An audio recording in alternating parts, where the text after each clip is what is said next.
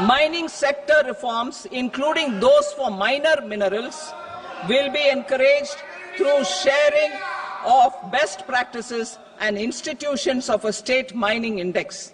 A policy for recovery of critical minerals from tailings will be brought out. Under the special window for affordable and mid-income housing, SWAMI, 50,000 dwelling units in stressed housing projects have been completed and keys handed over to home buyers.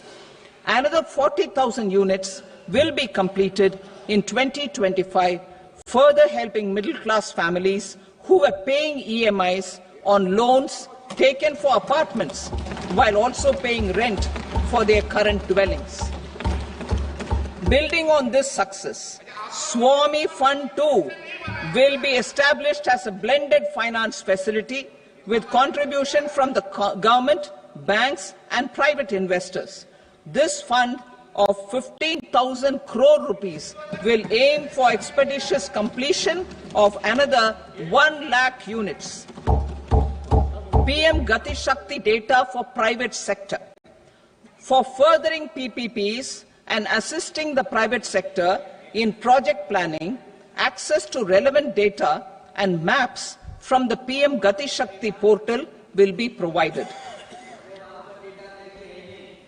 Tourism for employment-led growth. Top 50 tourist destination sites in the country will be developed in partnership with states through a challenge mode. Land for building key infrastructure will have to be provided by the states. Hotels in these destinations will be included in the infrastructure harmonized list. The following measures will be taken for facilitating employment-led growth. Organizing intensive skill development programs for our youth, including in institutes of hospitality management. Providing mudra loans for homestays. Improving ease of travel and connectivity to tourist destinations. Providing performance-linked incentives to states for effective destination management, including tourist amenities, cleanliness, and marketing efforts, and introducing streamlined e-visa facilities along with visa fee waivers for certain tourist groups. Continuing with the emphasis on places of spiritual and religious significance, in the July budget, there will be a special focus on destinations related to the life and times of Lord Buddha. Medical tourism and heal in India. Medical tourism and heal in India will be promoted in partnership with the private sector, along with capacity building and easier visa norms. Investing in innovation. To implement private sector-driven research, development and innovation initiatives announced in the July budget, I am now allocating 20,000 crore rupees for this purpose. A deep tech fund of funds will also be explored to catalyze the next generation startups as a part of this initiative.